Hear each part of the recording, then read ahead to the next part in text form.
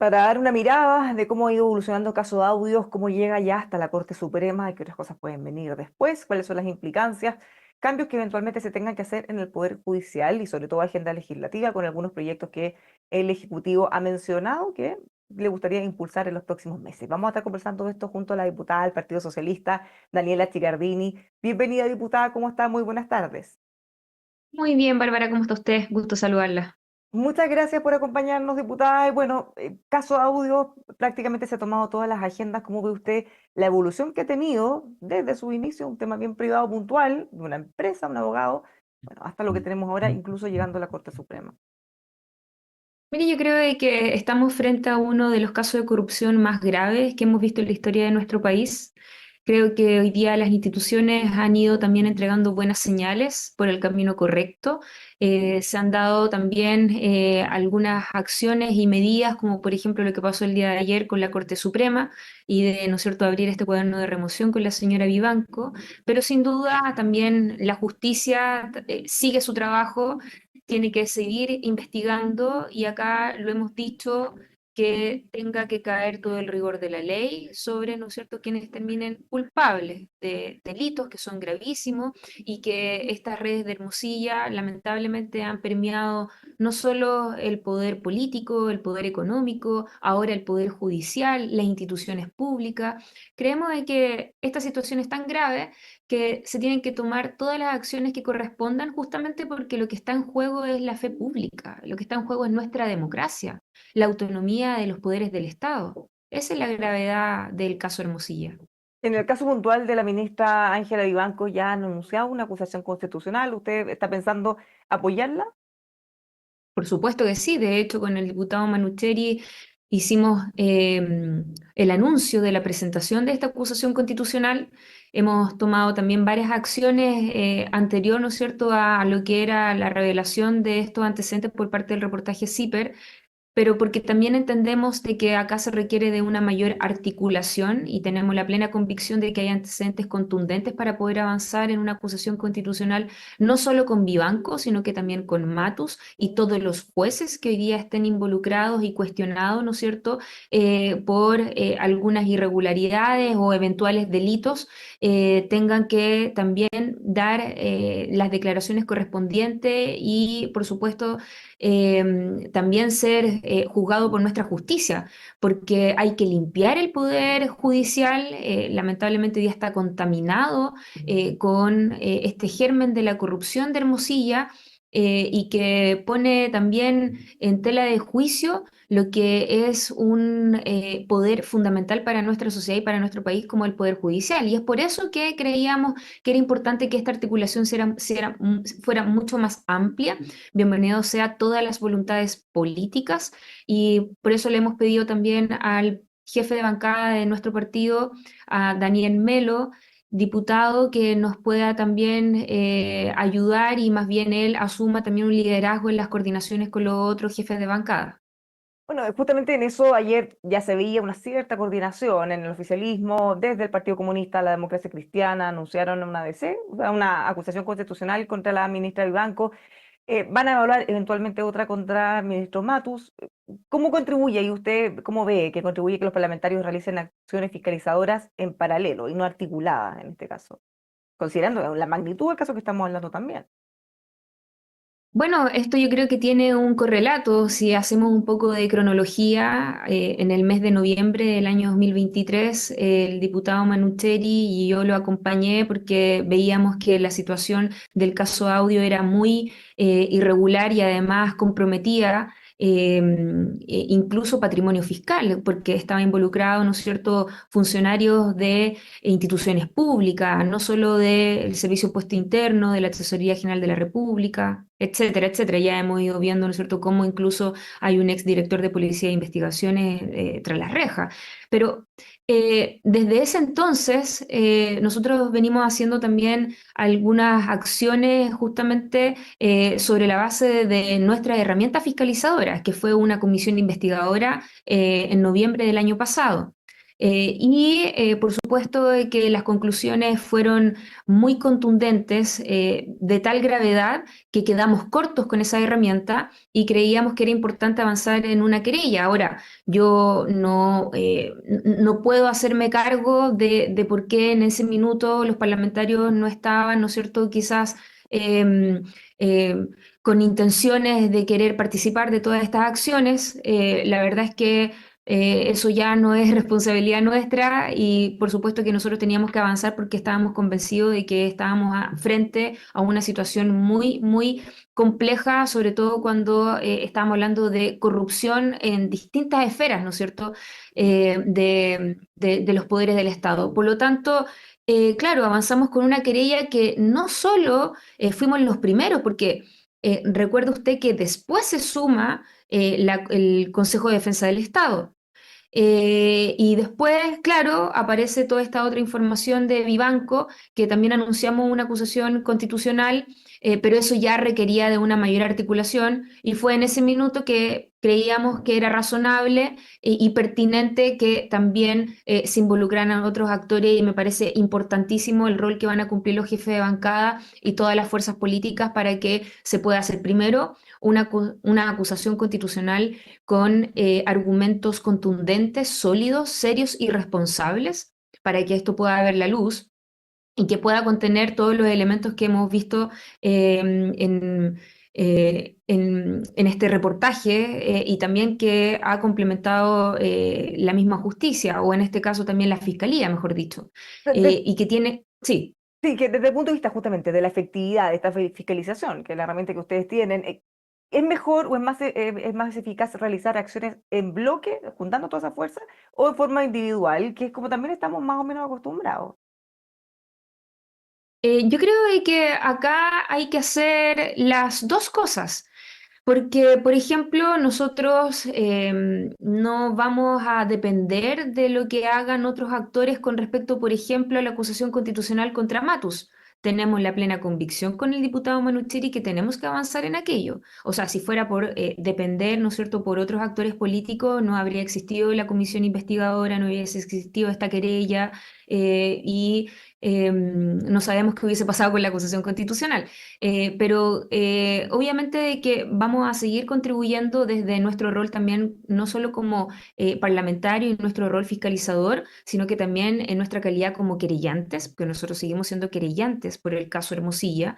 Y además también complementar con todo este trabajo colectivo que sin duda es muy importante y valioso y que tenemos que cuidar y que tenemos que ser capaces de articular con una mayor amplitud posible en torno, ¿no es cierto?, al espectro político para que esto pueda avanzar con la seriedad y la responsabilidad que se merece, en este caso, una herramienta de la Constitución como es una acusación constitucional. En Y este con caso, todos, sí, perdón. disculpe, en esta herramienta de fiscalización, porque normalmente, como les decía, muchas veces vemos que son iniciativas de algún diputado o diputada en particular.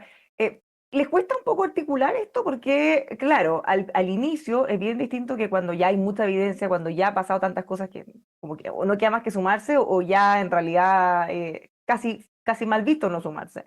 Pero los primeros son los que finalmente se llevan a veces el costo de ser los primeros en dar el paso. Bueno, yo le decía recién, nosotros junto al diputado Manucheri no somos recién llegados en el caso Hermosilla y bienvenido sea que se sumen todas las fuerzas políticas y todas las voluntades que se requieran porque estamos frente a una de las actos de corrupción más grandes que hemos visto en nuestro país. Y creo de que requieren de hacer un trabajo colectivo sin perjuicio de seguir también haciendo nuestro rol como querellante, en este caso Hermosilla, y por supuesto que lo clave es poder avanzar en una buena argumentación en la acusación constitucional y no solo con lo de Vivanco. Yo le decía recién, yo creo que es un error dejar a Matus afuera. ¿Por qué ve Creo usted que se hace una distinción? Porque todos hablan contra Vivanco, pero Matus está ahí, pero hay algo distinto, por lo que dicen, vamos a pensarlo, vamos a evaluar si corresponde o Es no. ¿Dónde que, está la diferencia? es que mire, A ver, primero acá los hechos de Vivanco, en primer término, tiene que ver con entregar información reservada en casos que todavía ni siquiera eran públicos sus fallos y se lo entrega a Hermosilla. Además, ella está disponible a integrar una sala cuando se lo pide Hermosilla. Eso es manejar la justicia chilena. Y en tercer término, tiene que ver con que, claro, ella tiene la libertad de poder votar por uno u otro miembro, ¿no es cierto?, para que pueda asumir un cargo dentro de la Corte Suprema, pero lo que no puede hacer ella es ser jefa de campaña de algunos o derechamente torpedear el nombre de algunos otros, cuando no es para su conveniencia. Entonces acá estamos hablando de transgredir lo que es la imparcialidad, lo que es la autonomía, la independencia y todo lo que también hoy día complementa la Corte Suprema con el abrir, ¿no es cierto?, el cuaderno de remoción. O sea, no es solo la Además, forma en cómo y supuestamente llegó, que todos es están que en contra. claramente, es que claramente acá hay un notable abandono de deberes. Ahora, con respecto al señor Matus, claro, él mintió públicamente. Él dijo con mucha fuerza y fue muy categórico en decir, cuando sale el reportaje CIPER, que él no tenía ninguna conversación con el señor Hermosilla. Pero resulta ser que después sí tenía conversaciones y él dijo, no, pero es que no tiene nada que ver con el nombramiento. Pero resulta ser que después sí tenía que ver con su nombramiento. Entonces, lo que pasa es que las exigencias en términos de los estándares de probidad, de transparencias y éticos para los altos cargos, sin duda son lo que se tiene que poner como base, como mínimo. Y yo creo que es ahí donde hay un cuestionamiento y sobre todo también porque hay algunos vicios del principio de probidad. Por lo tanto, probablemente son argumentos distintos, pero tiene que ver con cuáles son las exigencias que nosotros les estamos poniendo también a quienes resuelven finalmente argumentos jurídicos ante distintas causas, ¿no es cierto?, que se llevan adelante en materia de investigación. Entonces, no solo Matus, no solo Vivanco, sino todos aquellos jueces que están involucrados y dentro de esta red de corrupción que finalmente lidera el señor Hermosilla. Y acá han aparecido otros nombres y todos los que sean necesarios, porque lo que no podemos perder de vista es que acá hay que limpiar profundamente, hay que hacer una limpieza profunda al Poder Judicial. Porque, ¿sabe lo que pasa, Bárbara? Y disculpe, unos segundos más. Yo cuando estoy en la calle y la gente me dice, ¿sabe qué, diputada? Ahora entiendo todo, pues. Ahora entiendo por qué la justicia no es igual para todos y todas. Por eso hay justicia para algunos de la élite, de los poderosos empresariales, de los poderosos políticos. O sea, ¿tiene consecuencias la arista Hermosilla en la justicia? Claro que sí, pues. Sin ir más lejos lo que pasó con Caso Penta, que terminó con clases de ética. Sí, eso es lo que hoy día genera tanto malestar por parte de la ciudadanía y también genera indignación, rabia, frustración, porque acá hay algunos que sacan provechos personales por sobre, ¿no es cierto?, lo que incluso dice la misma ley. No se ajusta a derecho. Entonces yo creo de que este caso es tan grave que yo soy de las que ha dicho acá, caiga quien caiga, venga donde venga, la corrupción no tiene colores políticos, no me sorprendo si el día de mañana aparecen de unos por allá y otros por acá. Creo de que acá tienen que todos asumir su responsabilidad y que tenga que caer todo el rigor de la ley por sobre, ¿no es cierto?, los que se declaren culpables finalmente en esta investigación judicial que se está llevando adelante. ¿Siente que se ha generado con todos los últimos acontecimientos una disputa dentro del oficialismo en relación a quién lidera la persecución contra el abogado Hermosilla? Yo creo que pueden haber distintas opiniones, quizás distintos argumentos, que es parte de lo que se está tratando de llegar a acuerdo. Lo que espero yo es que tengamos a mi juicio, el criterio de que todos por igual. Incluso, fíjese que la derecha está, ¿no es cierto?, también planteando esta acusación constitucional contra el señor Sergio Sergio Muñoz. Muñoz. Y yo de verdad que entiendo de que no está dentro de los casos Hermosilla, no tiene ningún vínculo, pero si es que se tiene que hacer una acusación constitucional y hay que revisarlo en su mérito, bueno, si es que finalmente uno finalmente concluye de que tiene mérito ese caso, que no le quepa duda de que yo también lo voy a aprobar. Por eso yo quiero decir de que acá no tiene que haber distinción, acá tienen que revisarse todos los que se tengan que revisar, acá se tiene que finalmente investigar a todos los que se le tenga que investigar, porque creo de que no puede volver nunca más a ocurrir en nuestro país una situación tan lamentable y tan grotesca como han sido los tentáculos que ha tenido el señor Hermosilla en distintos ámbitos de los poderes del Estado. Justamente por eso le preguntaba, si es que en el oficialismo hay alguna disputa respecto a quién va a liderar esta lucha contra este poderoso abogado, como se le ha dicho, bueno, que no sabemos cómo va a terminar esto, cuántas cosas más vamos a ir sabiendo. Yo creo que acá todos tienen que aportar, acá todos tienen que hacer frente a la corrupción. Creo de que esto no es una guerra de ego, esto significa que no perdamos el foco y que tiene que ver, ¿no es cierto?, con que acá se tiene que limpiar el poder judicial, acá se tienen que meter en la cárcel los que han cometido delitos y acá ojalá aprender de estos procesos que son bien lamentables y que finalmente dejan una mancha en la historia de nuestro país, pero que se debe también transformar en una oportunidad. Y en eso yo creo que estamos todos convocados, no solo en el Congreso, sino que también desde el Ejecutivo y también desde el Poder Judicial, de cómo se avanza en una reforma estructural con respecto a las designaciones de los jueces, con respecto a estos procesos de opacidad, ¿no es cierto? Que finalmente uno normaliza el besamano, pero evidentemente eso no debe suceder. Y además esta línea tan delgada entre lo que pasa en el Poder Judicial, porque también cumple un rol importante el Senado. Entonces yo creo que ahí hay que trabajar y creo que esa debe ser la forma en cómo enfrentar la corrupción, de buscar también las soluciones. Porque no solo acá es el emplazamiento, es el reproche, es la condena, sino que también tenemos que ponernos a trabajar de cómo vamos a buscar también la solución y las respuestas ante estos vacíos y también esta debilidad que existe en nuestras normas para que nunca más vuelva a ocurrir en nuestro país. Aprovechando esa instancia, ¿qué cambios cree usted que deberían realizarse justamente en los nombramientos del Poder Judicial? Sí, yo creo, Bárbara, que tiene que ver mucho con el nombramiento de los jueces, porque acá hay que, a mi juicio, creo que hay que dividir lo que es lo jurisdiccional con lo que es administrativo. Quiero decir, lo que tiene que ver con la función de los jueces que se deben de dedicar a fallar, ¿no es cierto?, causas y quizás un comité administrativo que tenga la facultad para poder hacer nombramientos.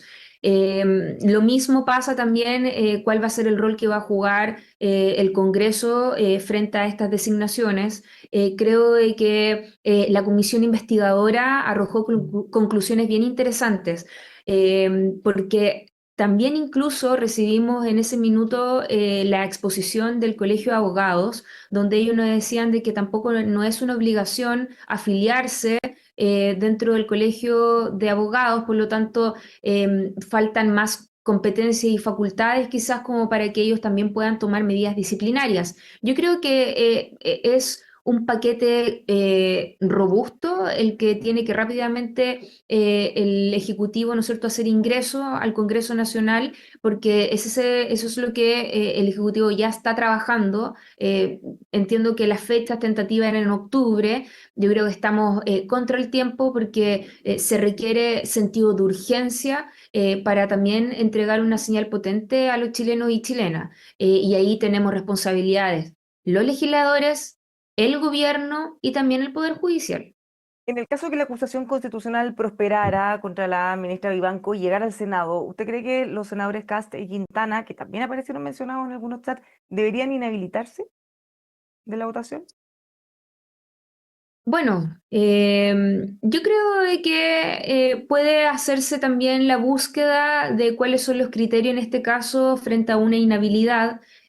porque claro, están mencionados en los chats. Otra cosa es que hayan votado por uno u otro en la sala cuando se designaron, ¿no es cierto?, algunos ministros de la Corte Suprema, pero tiene que ver más bien de cuál es el vínculo y cuál es la relación estrecha que puedan tener también con Hermosilla. Yo creo que sería prudente quizás una inhabilidad. Eso es parte de lo que tenga que definir el Senado. Acá lo importante es que esto sea con la mayor transparencia posible y con la mayor objetividad posible, porque acá no nos podemos perder.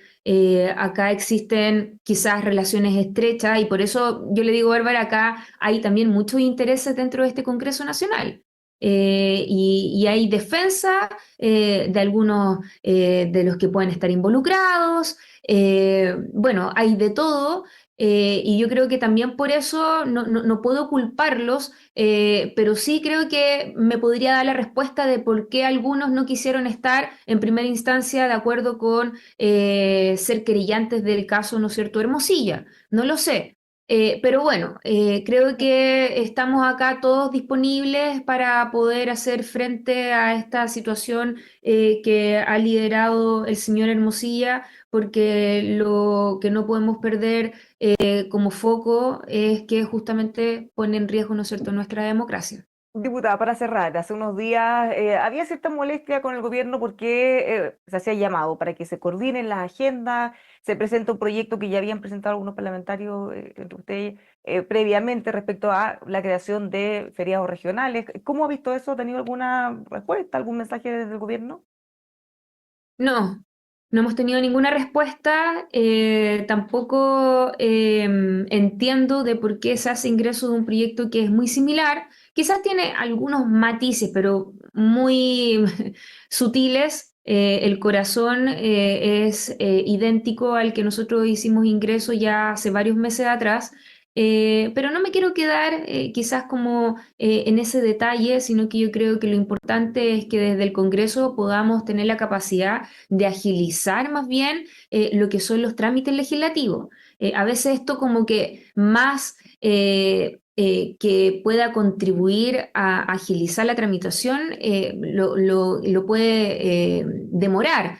Y yo creo que ahí es donde se tienen que hacer las conversaciones quizás con el Ejecutivo desde la Comisión de Gobierno Interior para que se pueda fusionar estos proyectos y que pueda avanzar rápido esta iniciativa legal, como otros, ¿no es cierto?, que están como en esta misma situación cuando se generan como estas duplicidades, ¿no es cierto?, de iniciativa, que también tengo otro caso muy similar con respecto a juntas de vecinos y dirigentes sociales, que también me pasó algo similar.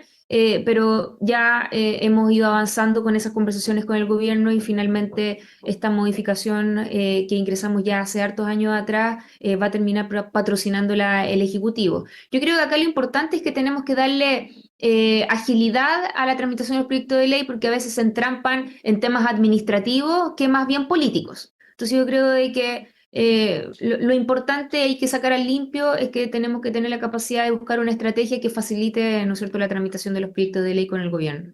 Diputada, muchas gracias por conversar con nosotros, que tenga un muy buen día. Muchas gracias, Bárbara, que esté muy bien. Igualmente, los dejamos invitados a que sigan con nosotros aquí en emol.com.